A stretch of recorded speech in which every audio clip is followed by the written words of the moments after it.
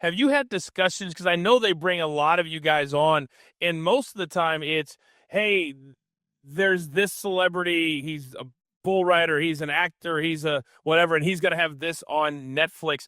Do do they call you? Do you say, hey, listen, I'd like to try this to promote my show? How does all that work, especially when they know you're a gigantic wrestling fan and that's their new big thing?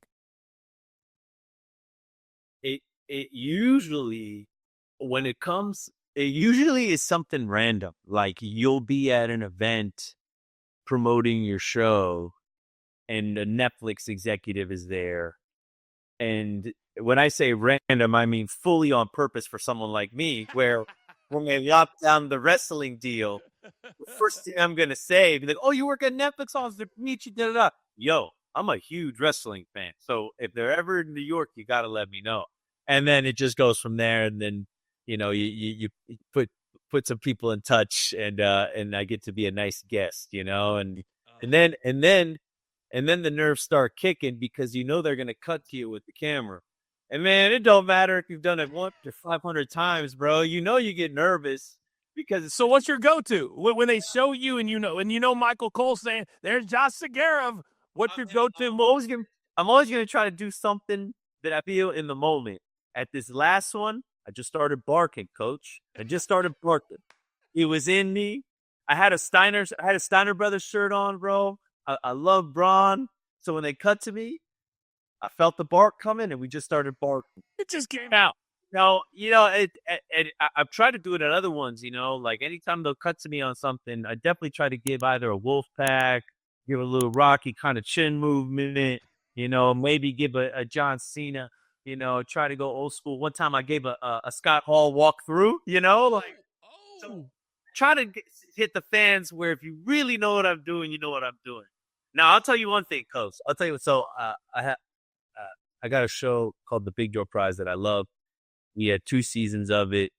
Unfortunately, we don't get to make any more. That's how it goes. But in season 2, our creator, his name is David West Reed, man. I love this guy. He comes to me and he would always ask me random wrestling questions because he knows a wrestling fan. He used to watch when he was younger. And he tells me, he's like, bro, I got an episode just for you. He's like, we're going to do a wrestling episode. Oh, wow. Great, man. So it was the storyline quickly was, the priest in our show, he couldn't figure out how to work up the courage to be with this girl that he loves. And I'm trying to build up his confidence.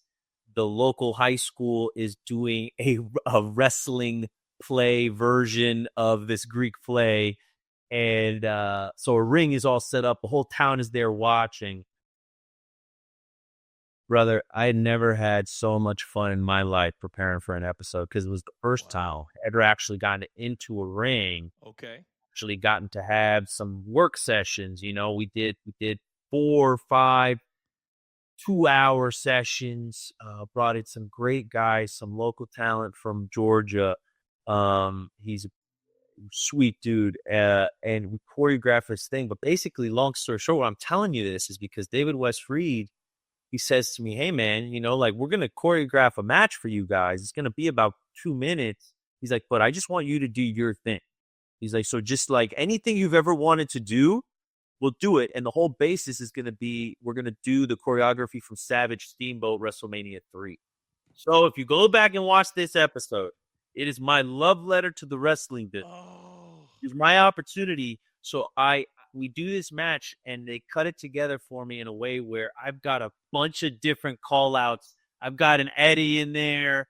I've got Rocky smelling into the air. I've got a Ric Flair fall to the mat just on his chest, that bump where he kind of tips over.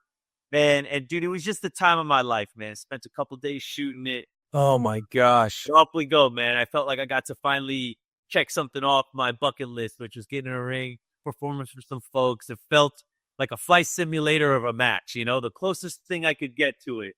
But it was incredible, man.